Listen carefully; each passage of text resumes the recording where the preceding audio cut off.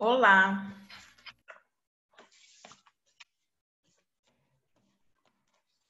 Bom dia. Bom dia, Pro. Tudo bom? Então tá bom. Eu também, muito bem.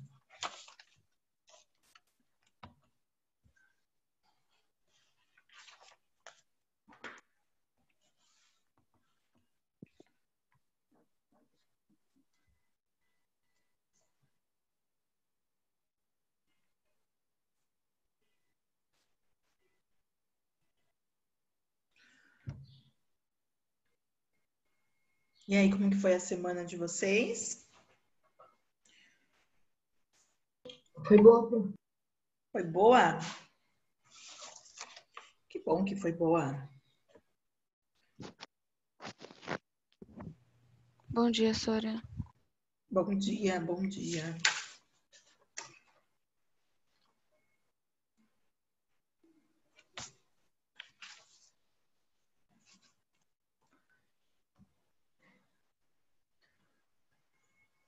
Quantos alunos tinham na outra sala? Na outra aula? Professora, essa é a primeira aula. Essa é a primeira, Pro. Verdade, eu sou a primeira, né? Depois vocês têm mais. É que a minha já é a última. Aí depois vocês têm mais aulas. Não tem problema. Vamos fazer a chamadinha. E aí o povo vai entrando. Deixa eu ver aqui quem está presente. Ralph, Beatriz Carvalho e Gabriel. Guilherme Lima. Menezes não está hoje? Ellen, Jackson, João Lucas e Leandra, Lívia e Maria Eduarda, Isael e Pedro, Ralph eu já coloquei, o Samuel e a Vitória. São 14. Certinho, 14 alunos. Eu vou compartilhar a tela. E aí, se entrar mais alguém, vocês me avisam, tá bom? Deixa eu diminuir um pouquinho essa tela. Tá vendo a apostila? Sim. Beleza. Eu queria diminuir. Por que não tá diminuindo? Aí. Bom, vamos lá. Hoje, nós vamos continuar falando sobre igreja. Na verdade, essa semana e a semana que vem a gente vai continuar falando de igreja. A igreja vai ser muito, muito, muito importante nesse período, tá, pessoal? E a semana passada, que a gente começou esse módulo, a gente estava falando sobre clero. Cadê? Aqui, ó. As organizações do clero, clero regular, clero secular, alto clero, baixo clero. A gente falou um pouco sobre as catedrais. O primeiro tipo de arte aqui que a gente vai discutir, que a gente discutiu, foi sobre as catedrais, grandes construções, igrejas muito grandes. E os dois estilos da época medieval, que foi o românico e o gótico. Aí, eu mostrei várias imagens para vocês na internet. Hoje a gente vai falar do clero regular, né? Porque a semana passada a gente falou praticamente do secular. Quando a gente fala de igrejas, catedrais e tudo mais, a gente está falando de um clero que é aquele que vive em contato com a população, que é o clero secular. Hoje a gente vai falar do clero regular, que é o clero que vive em isolamento. Tá? Então a gente vai falar um pouquinho de mosteiro e tudo mais, e da arte produzida nessa época. Vocês vão perceber que a gente vai falar sobre arte. Hoje a gente vai falar sobre iluminura. Semana que vem a gente vai falar sobre vitral e mosaico, que são as artes da Idade Média.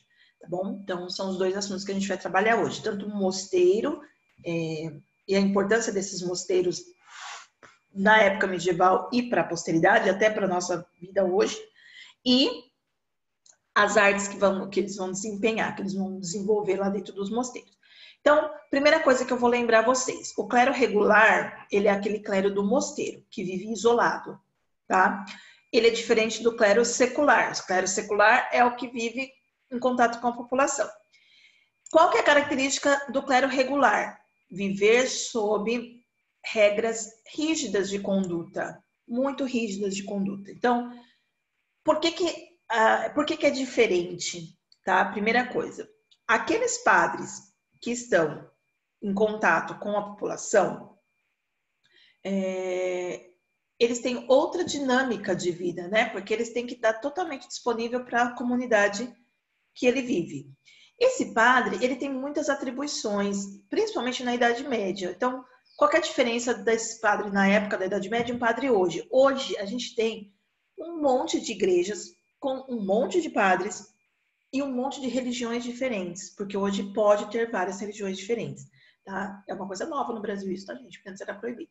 Então, hoje eu posso ter várias igrejas, não só católica, eu tenho várias outras igrejas cristãs, e eu tenho vários outros templos de outras religiões. Eu tenho da Umbanda, tenho espírita, tenho budista, muçulmano, judeu, tem um monte de religiões diferentes que pode ter templos no Brasil.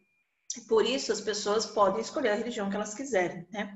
Só que na época, na Idade Média, só existia a católica, só existia a igreja cristã católica. Existia a ortodoxa, que a gente vai ver no próximo módulo que vai surgir, mas ela é em outro lugar, ela vai ficar mais para o leste europeu e na Ásia.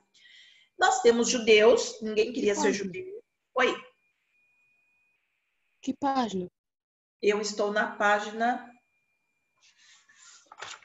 18. A gente vai até a 21 hoje, da 18 a 21.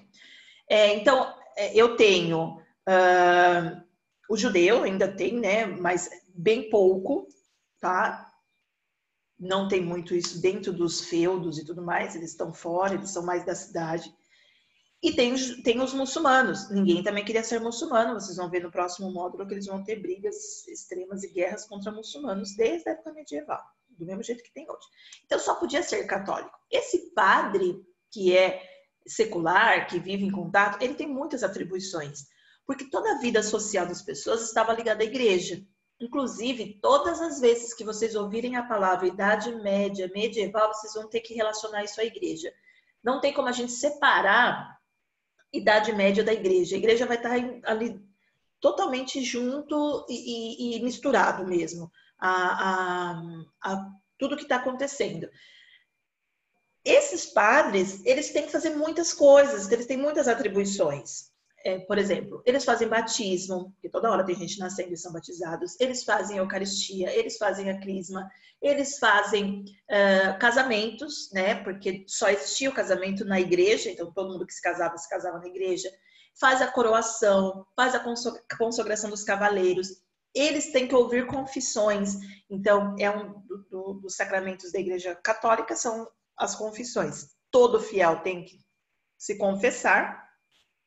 E todo padre tem que ouvir as confissões a hora que for preciso. Então, se o cara tá 2 horas da tarde, o cara quer fazer uma confissão, o padre tem que estar lá disponível para ele fazer a confissão. Tem a extrema unção, que vocês já devem ter visto em filme, que quando a pessoa está lá morrendo, às vezes no hospital, na cama, em casa, ela pede para chamar um padre, ou o padre vai por espontânea vontade, nos hospitais, por exemplo, para ouvir confissões e tudo mais. Então, as atribuições para o clero secular eram muito grandes, eles estavam sempre ali envolvidos com a comunidade, a população, organizando cultos, festas. A igreja católica ela tem muitas festas ao longo do ano, então tem toda a preparação para fazer essas festas. Festas de quermesse mesmo, aquelas festas de igreja para comemorar alguma coisa, a vida de um santo, nascimento, morte, alguma coisa assim. Tem Páscoa, tem Natal, Pentecostes, tem Corpus Christi, então tem vários feriados, assim, várias festas, tudo organizado pela igreja. Então, eles tinham uma vida muito atribulada. E aí algumas coisas ficaram para o clero regular. Porque esses, de certa forma, eles tinham mais tempo. Como eles não faziam atendimento para as pessoas, eles tinham mais tempo para pensar em outras coisas. Tem um monte de gente escrevendo no chat o que é. Eu já fiz a chamada, mas eu vou pôr presença para você, Arthur. Fica tranquilo. Bom, outra coisa.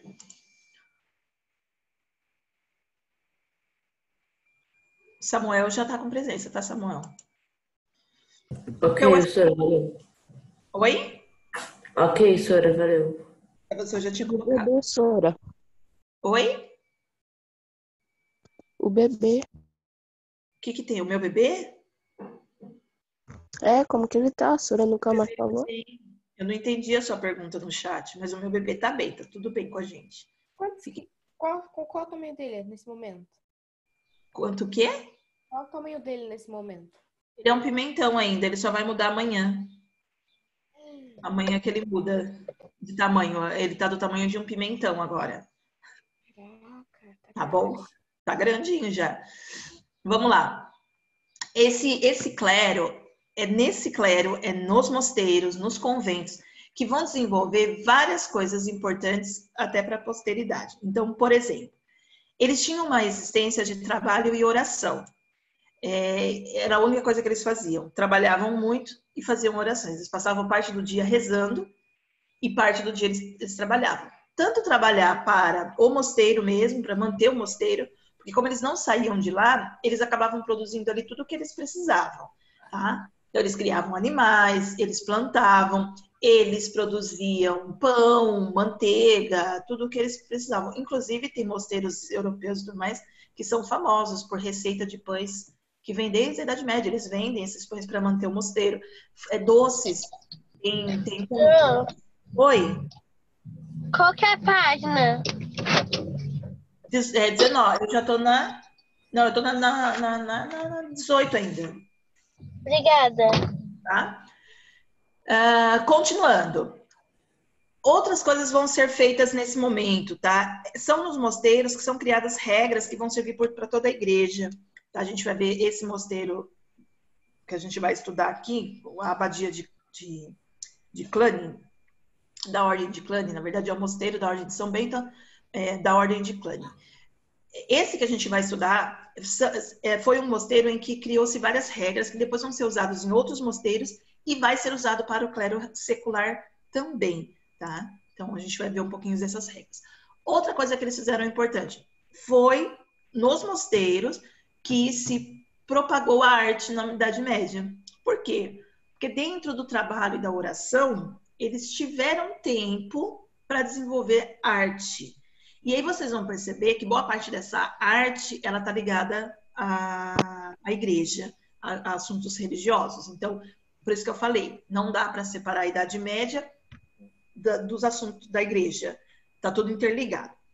Outra coisa extremamente importante que aconteceu nos mosteiros foi, nessa questão do trabalho, o atendimento às pessoas. Então, foi nos mosteiros que surgiu as escolas, não as primeiras, porque na antiguidade já tinha escola, mas as escolas na Idade Média, as grandes universidades, as primeiras universidades que vão surgir, elas surgem por pessoas da igreja. Os hospitais, tá? Os asilos, os abrigos, os orfanatos, tudo isso eram cuidados por esses monges. Os outros, o clero secular, eles não tinham muito tempo para lidar com isso. Os que viviam nos mosteiros, eles se dedicavam a esse tipo de trabalho, a ajudar as pessoas e tudo mais, certo? Então, foi nos mosteiros que ocorreram muitas coisas dentro da Idade Média, tá? Primeira coisa que a gente vai ver, esses votos, né? Essas mudanças que vão acontecer dentro da igreja. Primeiro, os votos, porque eles vivem em isolamento e fazem os votos. O voto é como se fosse uma promessa, né? E eles cumprem essa promessa. Os votos de pobreza, eu já tinha falado para vocês, eles abrem mão de toda a riqueza deles. Esses votos de pobreza começou basicamente com São Francisco. São Francisco era um italiano que foi para a igreja. Era muito rico, muito rico. Ele doou todo o dinheiro dele para a igreja e abriu mão de toda a riqueza que ele tivesse, vivendo uma vida de pobreza mesmo, né? Ele é famoso por cuidar de bichinhos, então ele pegava tudo quanto era bichinho para cuidar, tal. E ele abriu mão de tudo isso. Ele questionou algumas regras da igreja, algumas coisas que a igreja fazia, por ele achar que não era compatível com o cristianismo, do tipo de acúmulo de bens, acúmulo de riquezas e tudo mais. Ele achava que todo o dinheiro a igreja tinha que doar para os pobres, doar para as pessoas que precisavam e tudo mais. Então começa com ele, basicamente, os votos de pobreza. Depois tem outras, os beneditinos aqui de São Bento, também vão ser de ordens de pobreza e tudo mais. A ordem da castidade, que era uma coisa que não existia na igreja, que é os membros da igreja não poder ter relações sexuais, é estipulado praticamente na abadia aqui de Cluny, aqui ó, o celibato, não poder ter relações sexuais, não poder se casar, tá? Então é estipulado, e a obediência também, tá?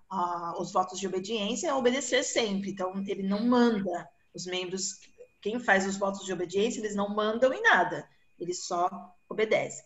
Tá? A gente tem outros votos também, o voto de silêncio, outros votos até bem mais rígidos que esses, que são criados dentro dos mosteiros e depois é levado para fora do mosteiro. Então, por exemplo, existem padres que são franciscanos, então eles fazem o voto de pobreza também. Existem, todos praticamente fazem o voto de castidade. Tá? Então, eles não podem se casar, não podem ter filhos, não podem ter relações sexuais, nada disso. Tá? Aqui também fala, nessa abadia que a gente vai ver, que a gente vai estudar, que 2 papas, praticamente, eles mudaram muita coisa dentro da igreja. Foi o Nicolau II e o Gregório VII. O Nicolau II, ele fez 3 coisas importantes que existem até hoje. Primeiro foi a proibição da simonia, que é isso aqui, ó. O que é a simonia? Venda de bênçãos, de bens materiais e espirituais da igreja e cargos. Venda de produtos da igreja. Então, por exemplo, hoje se você vai, sei lá, você vai arrumar um emprego novo e você quer a bênção do padre, você vai lá e pede uma bênção para o padre te abençoa. É função dele fazer isso. Ele não precisa cobrar. Só que na época isso era cobrado. Então, a pessoa às vezes ia para uma guerra ou ia fazer uma viagem, ela queria uma bênção para proteção. Ela tinha que pagar por essa bênção. O que eles fazem ali nesse mosteiro? O que esse papa ele faz? Proíbe isso. Não existe mais venda de nada na igreja. Venda de bens materiais da igreja, de favores espirituais, por exemplo, venda da confissão. Eu vou vender o perdão, né? Ou venda de cargos. Ah, você quer ser um bispo? Então você paga para ser um bispo. Você não vai porque você tem vocação ou porque você estudou. Você vai porque você pagou. Então isso ele proíbe. Outra coisa, ele estabelece o celibato, que é não casar, não ter relações sexuais, tá? Que é o voto de castidade.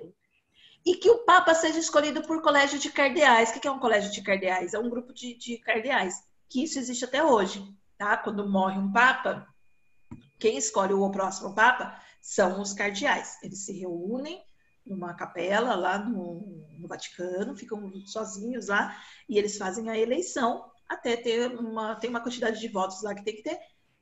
A hora que eles conseguem essa quantidade de votos, o Papa ele é eleito, então às vezes demora dias, e aí esse Papa ele é eleito, tá? Antigamente, o Papa ele era uma escolha, tipo dos reis, era mais uma escolha política do que uma escolha religiosa. Depois, com o Papa Gregório, outras coisas mudaram também. Por exemplo, que a nomeação de bispo era algo exclusivo do Papa, como é hoje. Então, para ser ordenado bispo, quem faz a ordenação de bispo são os cardeais e o Papa, tá? Só o Papa podia depor imperadores. Por quê? Porque o Papa coroa o rei e o imperador. Então, ninguém mais pode depor ele. Quem só pode depor é o próprio Papa. Se o Papa coroou, tem uma bênção de Deus, só Deus que pode tirar essa bênção, certo? E só ele pode ser chamado de universal. Aí surge a Igreja Católica, exatamente, porque a palavra católico significa universal, tá? Então, ela é uma igreja que se torna universal, mesmo porque ela, na época, era praticamente a única. Então, ela é universal porque ela é a única mesmo que tem. Outra coisa importante, que é a questão dos mosteiros ligado à arte, que é o que a gente vai falar daqui a pouco, a gente vai falar bastante sobre arte. A educação não era era um privilégio, não era uma coisa disponível para todo mundo, nem todo mundo ia para a escola, embora as escolas existissem e eram ligadas à igreja, existissem até universidades, e muitos foram para a universidade, era bem pouco, tá? Comparado com o tamanho da população. Então, os monges, eles tinham grande destaque na cultura. por alguns motivos. Eles eram responsáveis por fazer a conversão dos pagãos. Quem que é pagão? Pagão é todo aquele que não é cristão, tá? Todo aquele que não é cristão é chamado de pagão. É mais ou menos isso. Tem outras explicações, mas é basicamente isso. Então, eles eram responsáveis por converter esses pagãos. Então, lá no início do cristianismo, quando a igreja se forma, ainda tem lugares na Europa que eles não são cristãos, falam outra língua e tudo mais, os padres vão lá para fazer a conversão. Outra coisa que eles são responsáveis é pela difusão do cristianismo. Como que eu difundo o cristianismo? Como que eu explico o cristianismo para as pessoas? Aí vem a parte da arte. Eu vou explicar através da arte. Por quê? Porque se ninguém sabe ler e escrever, como que eu vou usar? O que eu vou usar? Desenho. Por isso que as igrejas católicas, elas são muito decoradas, muito ornamentadas. Quem já foi numa igreja, por isso que eles usam imagens de santos e tudo mais. Porque é de uma época, esse pensamento é de uma época em que 90% da população não sabia ler e escrever. Então, a igreja precisava que as pessoas olhassem e entendessem a mensagem sem precisar ler a Bíblia, porque elas não sabiam ler e escrever. Quem que sabia ler e escrever? Basicamente os monges e freiras. Eles tinham acesso a isso, eles tinham tempo para estudar. Então, um sabia ir ensinando para os outros, como uma escola mesmo. E eles são responsáveis por uma coisa maravilhosa, que é a preservação de livros da antiguidade greco-romana. Então, por exemplo, os livros que sobraram lá da época de Roma e Grécia Antiga, que a gente já estudou, principalmente livros de filosofia, de teatro, né? Porque eles têm muitas peças de teatro que os gregos faziam. E livros de história, né? Heródoto, Tucídides, tem um outro que eu não lembro o nome agora, mas tem Hesíodo, são os primeiros grandes historiadores gregos. Esses livros só sobreviveram por dois grupos. Primeiro, os monges, tá? Então, os monges faziam cópias desses livros, já vou explicar como que eram feitas essas cópias. Segundo, por muçulmanos, tá? Nos lugares onde os muçulmanos invadiram, eles preservaram esses livros também. Senão estaria tudo destruído, a gente teria perdido totalmente esse conhecimento. Como que eles faziam essas cópias? Não existia prensa, não existia a máquina que imprime o livro assim bonitinho. Porque o meu livro é igual ao de vocês, só que não tem resposta. Mas o meu livro é igual ao de vocês. Qual que é a diferença? A diferença é que você põe na máquina lá e fica imprimindo várias folhas iguais. Na época não existia isso. A gente está falando aqui do século X, ó. Só vai ser criado a prensa móvel que publica livro, que copia livro sozinha, não era bem sozinha, mas que faz a cópia do livro, só no século XV, tá? Então vai ser uns 400, 500 anos depois desse momento que vai ser criado isso. Então eles eram copiados à mão. A gente chama esses mosteiros de monges copistas. Eles copiavam a Bíblia, copiavam os textos para guardar esses textos. Então, às vezes tinha uma igreja nova, construiu uma igreja. E aí, a igreja não tem Bíblia. Precisa de uma Bíblia. Esses monges copiavam a Bíblia todinha. Eles passavam a vida inteira copiando o texto, à mão. Certo? E aí desenvolveu várias artes por causa disso. Vamos para a abadia de Cluny. Isso aqui é uma abadia, ó. O que é uma abadia? É um conjunto de prédios com várias funções, entre elas está o mosteiro.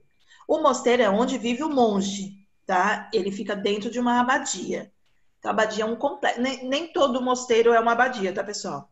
Porque tem mosteiro que é pequeno, que só tem um mosteiro. Uma abadia, ela é um complexo, ó, bem grande. Quem toma conta de uma abadia é um abade, ou uma abadesa. Quando é um complexo de convento, aí é uma abadesa. E quando é de monges, homens, aí é um abade que toma conta. Ele é responsável por todo mundo, para tudo que acontece aqui dentro, tá? Então, do mesmo jeito que um bispo, ele é responsável por um conjunto de igrejas, o abade, ele é responsável pelo mosteiro todo, por tudo que acontece no mosteiro.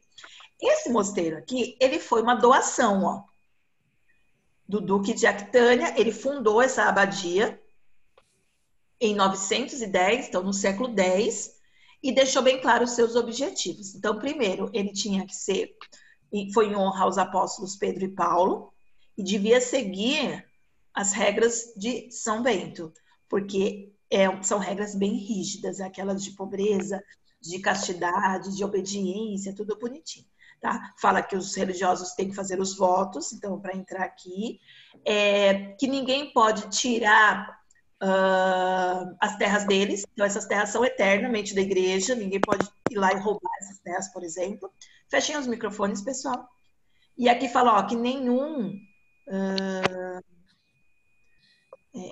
ninguém pode mandar no lugar, a não ser Deus. Ele fala, nenhum príncipe, nenhum conde, nenhum bispo, nem mesmo o papa, né? Mas apenas Deus. Quem manda aqui é Deus, tá? O que tem nesse mosteiro? O que tem nessa abadia?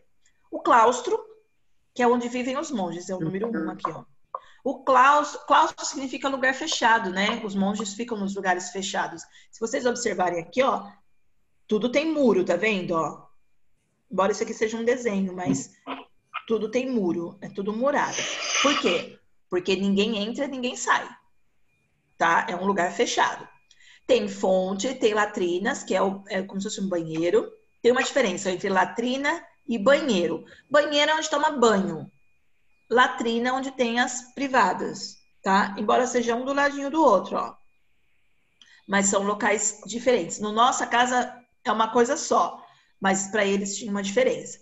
Tem cozinha, tem despensa, tem refeitório, tem sala de reuniões, tem enfermaria, muito porque eles atendiam pessoas. Uma das características dos monges e freiras é o atendimento a doentes, então os primeiros hospitais vão ser da igreja, tá? O claustro dos noviços. Fechem os microfones, pessoal, por favor. O que é o claustro dos noviços? Qual que é? É o 10? Né? Onde está o 10? Não sei onde está o 10. Se alguém achar, me fala. O noviço, basicamente, o Guilherme... Do lado esquerdo do 6 ali, em cima do 13. Deixa eu ver, do lado esquerdo... Em cima do 3 e do 13. Do lado do 6. Aqui. Nossa, eu não enxerguei. O Guilherme perguntou... Embaixo do 14. Isso aqui, né? Vocês conseguem ver quando eu passo o cursor, né, em cima? Sim. O Guilherme perguntou se foi a igreja que inventou o hospital. Basicamente foi, tá? Eles foram os primeiros a pensar. É que assim, na antiguidade já tinha médicos, já tinha pessoas que cuidavam de doentes. Isso já existia. Mas na Idade Média, a igreja, ela tem um espaço realmente onde ela cuida dessas pessoas. Basicamente, ela cria o hospital. Assim. Esses primeiros hospitais, eles vão ser da igreja, né? Das freiras que vão cuidar dos doentes e tudo mais, principalmente na época de guerra, que eles vão ter, então vai ter muita gente machucada, essas coisas. Depois a gente tem os surtos de doença também, tá? Porque não tinha remédio na época, não tinha vacina. Então, quando uma pessoa pegava uma doença, infestava todo mundo. Então, por exemplo, um sarampo, uma varíola, uma doença que já foi erradicada, a própria peste negra que nós vamos estudar mais para frente. Nem sei se a gente vai estudar peste negra. Nem sei se tem peste negra. Mas eu posso falar um pouquinho mais para frente da peste negra para vocês entenderem que precisava dos hospitais. Então, a igreja vai tomar conta disso. Porque não tem um governo que crie isso, né? Não tem um governo que fale, eu vou pagar para ter um hospital, como tem hoje. Isso não existia na época, tá? Bom, e aí tem celeiro, estábulo, padaria, que eu falei, eles tinham que ter tudo ali dentro, tudo que eles precisassem. Vou pular aqui as atividades. Bom, a gente vai falar de arte agora. Como eu já tinha falado para vocês, a igreja, catedral, mosteiro, era onde desenvolveu o saber, o ensino e, consequentemente, a arte. Não era acessível a todos. A gente tem alguns tipos de artes aqui, arte plástica, arquitetura, cultura e música.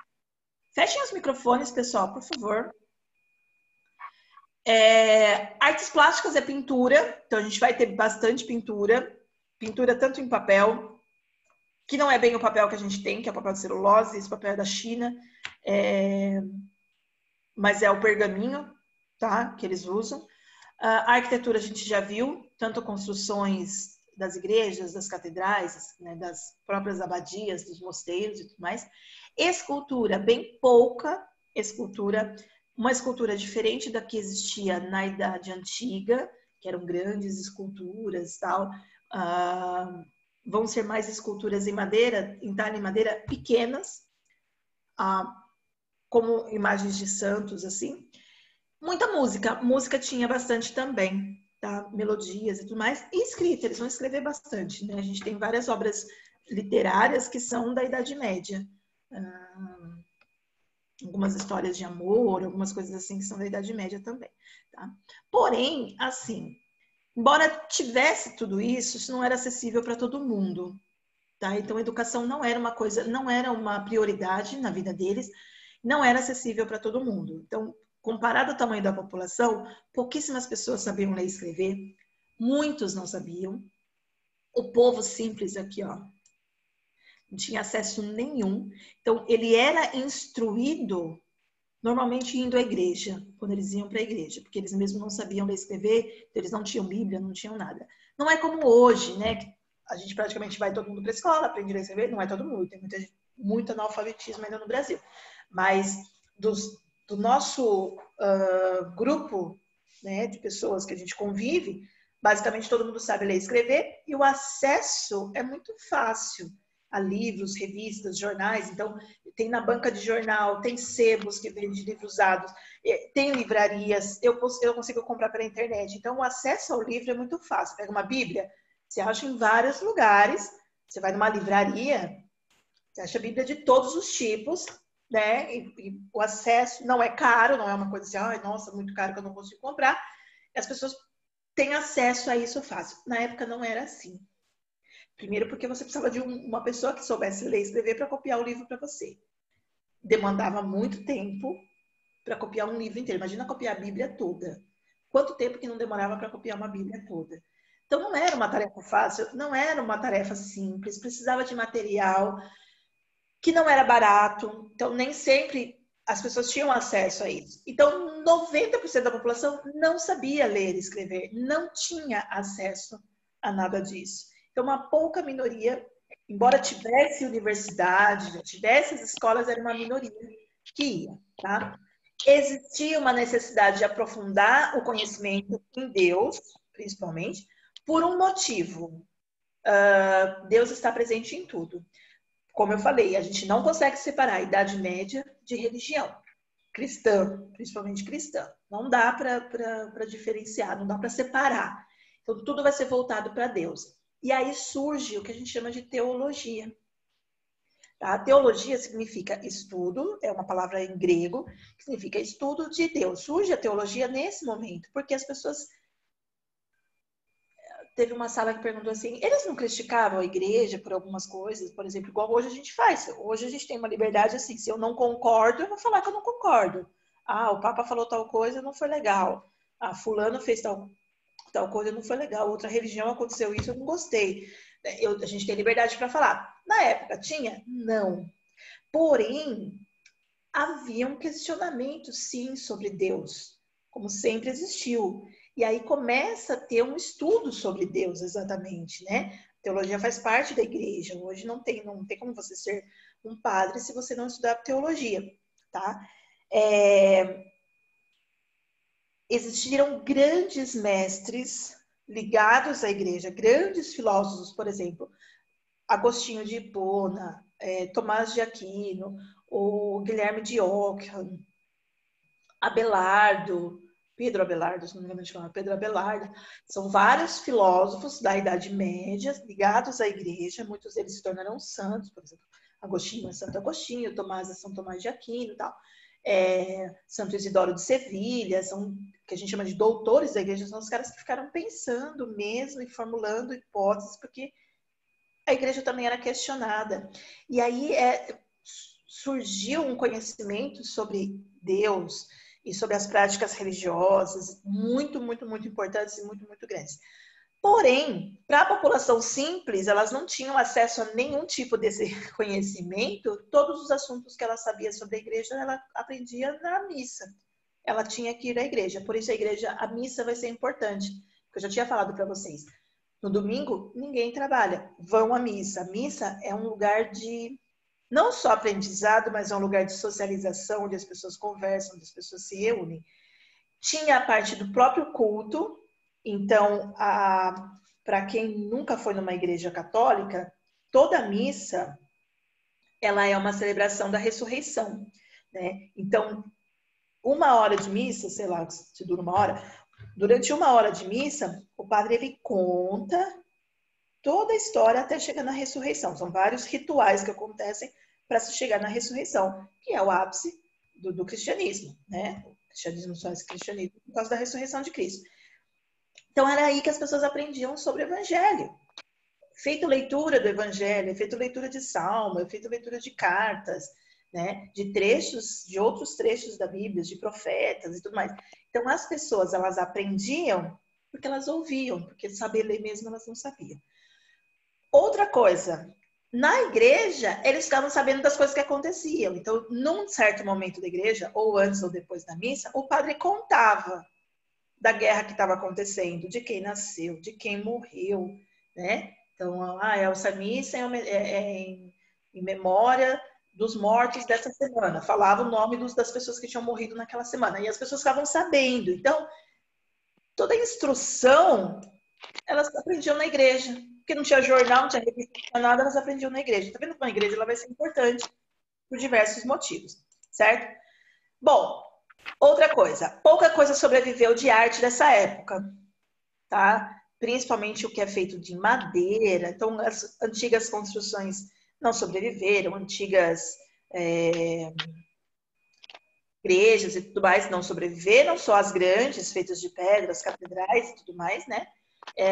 Algumas obras de arte também não sobreviveram por causa de guerras, né? A Europa vai ter muita guerra, muito roubo.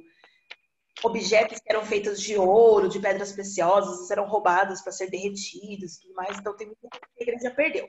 Que perdeu de arte, que perdeu de produção artística. Porém, coisa mais importante, as obras de arte eram feitas para Deus. Muitos perguntam assim, Sora, por que eram tão feios os desenhos? Porque o importante não era o desenho, mas a mensagem que o desenho passa. Tá? Então, Deus não vê se aquilo está bonito ou se está feio. Ele vê se a mensagem foi bem explícita, se foi bem passada. Então, toda a arte era feita para Deus. É uma cultura teocêntrica. O que é teocêntrica? Deus. Teo é Deus, né? Vocês já perceberam aqui. Teologia é estudo de Deus. Teocentrismo, Deus no centro. Todo o centro da produção cultural medieval é Deus. Tudo está ligado à religião. Por um motivo. Para eles, esse tipo de arte era uma oferenda, um presente para Deus, para acalmar Deus. Deus, na Idade Média, vai ser aquele Deus punitivo, é o Deus que castiga, é o Deus que pune, é o Deus que manda praga para a gente não ter comida, é o Deus que manda e mata todo o rebanho, é o Deus que manda uma praga, uma doença e mata um monte de gente no feudo, é o Deus que faz eu perder a guerra, e por aí vai. Ele é um Deus punitivo. Por que isso? Porque eles achavam que eles eram pecadores e Deus estava punindo ele pelos seus pecados. Então, tudo que eles faziam era para tentar agradar Deus da melhor maneira possível. E a arte vai estar presente nisso, tá? Bom, a gente vai falar na última página sobre arte. Eu vou aumentar um pouquinho aqui para vocês verem os desenhos. E a primeira arte que a gente vai ver, as outras duas a gente vai ver na próxima aula, vão ser as iluminuras. Certo? Então, o que são iluminuras? Primeiro, são desenhos, miniaturas, também são conhecidos como miniaturas, mas são desenhos, pinturas coloridas, com letras ricamente desenhadas, ricamente ornamentadas, que hoje a gente conhece como lettering. É lettering que chama? Alguém faz lettering? E minha mãe faz. Que voltou na moda, essas letras todas desenhadas, todas bonitinhas, assim, coloridas. Bom, eles conseguiam Pigmentos, porque pigmento é uma coisa cara e difícil de conseguir, tá? Coloridos, né? Pode ver, não é muito colorido, eles não usam muita gama de cores, porque eles não tinham isso disponível. Então, eles vão usar, por exemplo, planta, mineral, sangue, insetos, que eram misturados à gema e clara do ovo para fazer tinta, tá? Então, por exemplo, a tinta preta vinha do carvão, a tinta branca vinha de cal, das cinzas de ossos de pássaros. O azul, que tem muito azul, era tirado de plantas azuis ou de minerais, de pedras. A azurita ou lápis lazuli, que eram moídos, virava o pigmento azul. Esse vermelho é de um inseto chamado conchinilha. Pode falar, Leandra? Foi sem querer, pro. Às vezes vocês pegam, por exemplo, uma bolacha. Eu tenho fobia de inseto, então eu não posso com inseto. E aí eu não como a conchinilha, porque ela é um corante que vem de um inseto. Então, tudo que eu vou comer que é vermelho ou rosa, eu olho na embalagem se ela é feita de conchinilha. Se for feita de conchinilha, eu não compro, porque eu tenho aversão ao insetinho, ao besouro. Aliás, besouro é um dos insetos que eu mais tenho medo no mundo. Não é bem um medo, é uma aversão mesmo, uma fobia, assim. Eu fico toda empipocada, coçando e tal. E ele é um besourinho vermelho, que ele é triturado, vira um pó, ele é usado como corante, e ele é usado como corante em comida, pode comer ele, não faz mal para a saúde, que eu não como. Então eu olho sempre na embalagem se é feito com conchinilha. Por exemplo, bolacha de morango, Danone, que é rosa, sabe? Que tem, assim, normalmente é de morango, eu olho para ver. Algumas pinturas possuíam outros motivos, mas muitos são ligados à religião também. Por exemplo, floral, flores, estrelas, pássaros, eles são colocados ali no meio de uma cena que é religiosa. Vou pegar um exemplo. Essa aqui, ó, é uma letra inicial, é uma letra capitular, que a gente vai ver, com alunos do mestre cantor. Então, pode ver que são pessoas da igreja, são monges, que estão cantando. Provavelmente é um coral. Aí, aqui tem várias florzinhas, tá vendo? Ó, flores. Tem um tipo de um coelhinho, alguma coisa. Então, são animais, são plantas e tudo mais, só que a cena, ela é religiosa. Tem algumas criaturas mítico-religiosas, por exemplo, o dragão, que é um ser híbrido, né? Ele é uma mistura de vários animais, o dragão nunca existiu, não o dragão que a gente conhece, mas faz parte do nosso imaginário medieval. Quando a gente fala de medieval, a gente lembra, sei lá, do Shrek e o dragão, né? Que é bem da Idade Média lá, o dragão do coisa. A gente pensa, por exemplo, acho que é São Miguel, não sei, tem um anjo, arcanjo, tem algum arcanjo aí que toda a imagem dele, ele tá pisando e matando um dragão, né? Embora o dragão não exista. Então existem... Oi? São Miguel mesmo. É São Miguel, não é? Então existem algumas coisas míticas, até uns monstros que aparecem nessas imagens, mas às vezes eles estão ligados à igreja mesmo, eles não são umas criaturas. Por exemplo, os gárgulas, né? O gárgula, ele é uma escultura que eles usavam nas igrejas para escoar a água do telhado, mas eles são uns monstrinhos, nunca existiram, não existe aquele animal, né? E eles são da igreja, eles são colocados no topo das igrejas. E depois os desenhos, os filmes e tudo mais faz eles criarem vida, com olhos vermelhos, né? Isso nunca existiu. Outra coisa, às vezes na Bíblia aparece assim que havia vamos pegar um Leviatã, na verdade é o único que eu lembro. O Leviatã, ele é um monstro, tal, que aparece lá na Bíblia. Não fala exatamente como que era esse monstro, né? E aí, na hora de desenhar, os caras inventavam ali um monstro para mostrar como que era o Leviatã, tá? Bom, vou falar um pouquinho sobre essa imagem aqui, porque ela é um trecho da Bíblia, ó, porque eu não sei que trecho que é. Vou aumentar mais. Ó, ele é um trecho da Bíblia, porque fala aqui que é uma Bíblia de Sovini. Sei lá se fala desse jeito. Mas mostra aqui, ó. Mostra alguém sendo batizado, talvez. São pessoas santas, porque tem a auréola. Toda vez que vocês verem essa parte aqui, o ano que vem vocês vão ver muito isso. Toda vez que vocês verem essa bola na cabeça, é porque é santo. É alguém da Bíblia, alguém que foi santificado, alguma coisa assim. É a argolinha do anjo, é a auréola do anjo, tá? Aí aqui mostra um rei, ele tá comandando uma guerra, alguma coisa assim. Quem conhece bem a Bíblia, me respondam. Davi cortou a cabeça de Golias? Sim. Ah, então essa é a história de Sim, Davi. Sora. Oi. Que Ele cortou. Ô, Sora, depois que ele jogou a pedra, ele pegou a espada de Golias e cortou, porque era costume. Ah, então, porque aqui mostra, ó. Eu acho que é Golias porque ele tá com a funda e a pedra, tá vendo, ó? E aí ele vai, tem aqui, ó, eles estão lutando contra uns animais, sei lá, de onde que é esses animais. E aí ele aparece, ó, ele cortando a cabeça, dá pra perceber que o cara é bem maior que ele. Ah, agora eu entendi tudo, gente. Eu não tinha entendido essas imagens. Aqui é Davi jogando a pedra, o Golias é muito maior que ele, né? Aí aqui mostra que o Golias já morreu, ele corta a cabeça e leva a cabeça pro rei, ó. Entendi tudo agora. Nossa, Era costume, Sora, lá, cortar a cabeça do inimigo. eu não tava, pra mim, estava acontecendo tudo ao mesmo tempo. Agora que eu entendi que isso é uma cena, isso é outra cena, isso aqui é outra cena, é como se fosse um... Aí a gente entende, aí eu explico pra vocês. Para a pessoa que não sabe ler e escrever, provavelmente aqui, ó, olha aqui, ó, explicando o capítulo. Latim, por isso que a gente tem algumas palavras. Oi? O primeiro quadrinho é quando o profeta Samuel estava ungindo a cabeça de Davi. Boa! Olá, eu não sabia, eu não estava entendendo, porque das outras aulas eu não estava entendendo, eu vou ter que voltar isso aqui para eles entenderem, porque eu falei, gente, é alguma coisa da Bíblia, eu não sei que passagem da Bíblia que é. Aí agora que eu vi que ele tem a pedra, ó, por isso que eu liguei pro Davi, né? Sora, tá vendo como Ele tá matando um leão porque fala que ele matou o especial, leão. Tá, Oi, Sora, calma aí. Oi, Misael. a gente é especial. Você percebe uma coisa que me percebe. Você percebe que nós Exato, nossa, clareou a minha mente agora. Agora que eu entendi tudo. Provavelmente, o que acontece? Isso está escrito aqui, ó. Está escrito tudo isso aqui.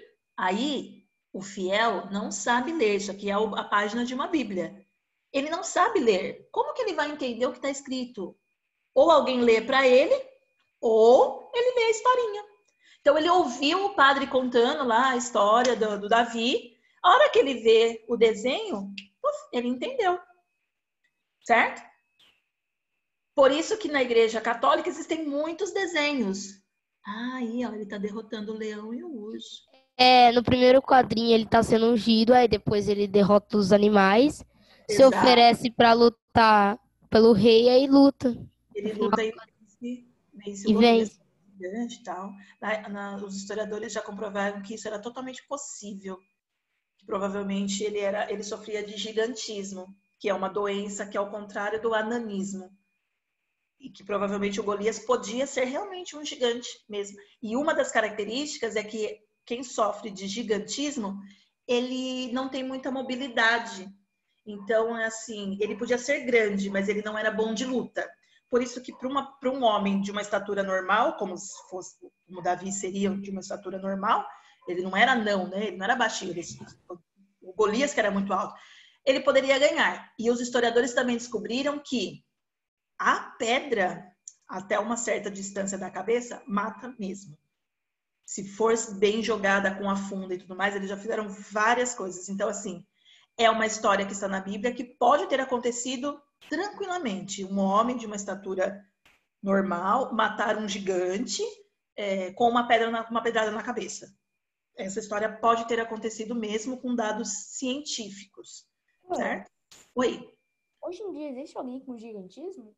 Tem pessoas com gigantismo. Passa de Ô, Sora, 6 metros de altura.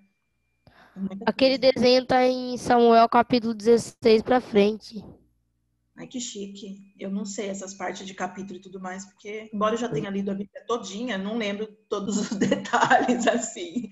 Bom, para encerrar, a letra capitular, que é o do lettering que eu falei para vocês, que é aquela letra, alguns livros têm isso, livros que vocês leem mesmo de literatura, que antes de começar a frase, o capítulo, é uma letra bem grandona, normalmente ela é desenhada assim com outro estilo de letra, e aí começa a frase, começa o parágrafo. Vocês já devem ter visto livros desse jeito. Então é uma letra maior, que é um D, então provavelmente a palavra começa com a letra D, a gente não entende o que está escrito. Esse aqui, ela é uma letra visigoda, que eu não faço ideia. Visigodos, eles são um povo, né?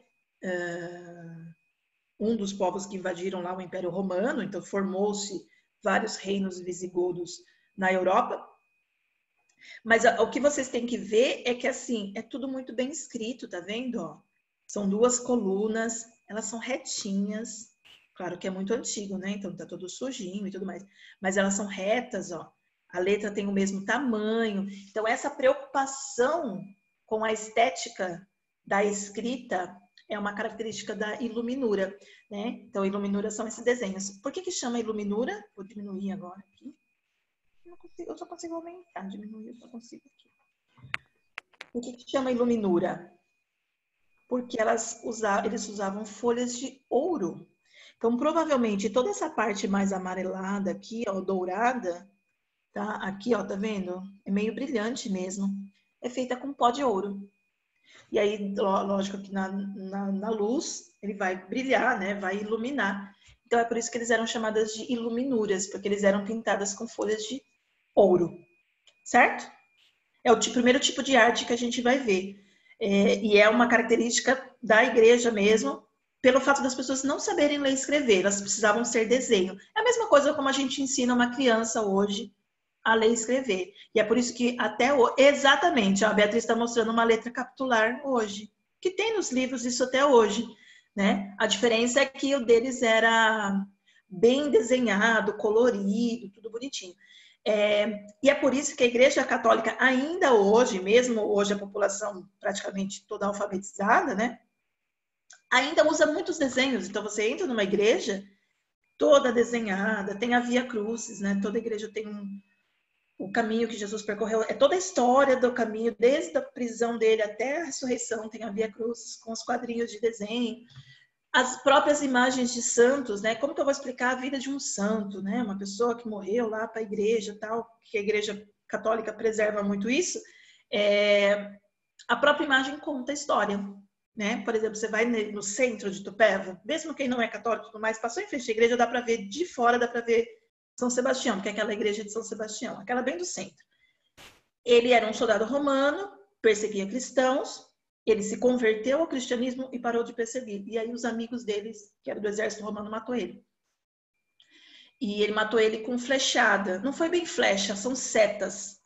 Então, quem vê a imagem, o santo, ele tá seminu, porque ele não tem a parte de cima assim da roupa, só a parte de baixo, ele tá preso num tronco, porque os amigos dele prendeu ele. Amigos eram os caras que lutavam no exército com ele. E deram flechadas nele. Então, ele tem um monte de setas, assim. Então, a hora que você olha a imagem, você já sabe que ele é uma pessoa que morreu pela igreja. Ele morreu para defender cristãos. Eu não preciso saber ler e escrever para entender a imagem. Entenderam? Por isso que ainda hoje a Igreja Católica usa muito imagem. As outras igrejas não. Elas já surgiram no momento que as pessoas são alfabetizadas. E aí elas não usam tantas imagens assim. A igreja como a católica é muito mais antiga, ela herdou isso e isso se propagou. Certo, amores? Semana que vem a gente fala mais de arte. Beijos para vocês. Até semana que vem. Qualquer dúvida, manda lá que a Pro responde. Obrigada pela ajuda. Vocês me ajudaram muito, muito, muito a entender aquela historinha, porque eu não estava entendendo nada. Sabia que era da Bíblia, mas não estava entendendo nada. Vocês me ajudaram. Beijos.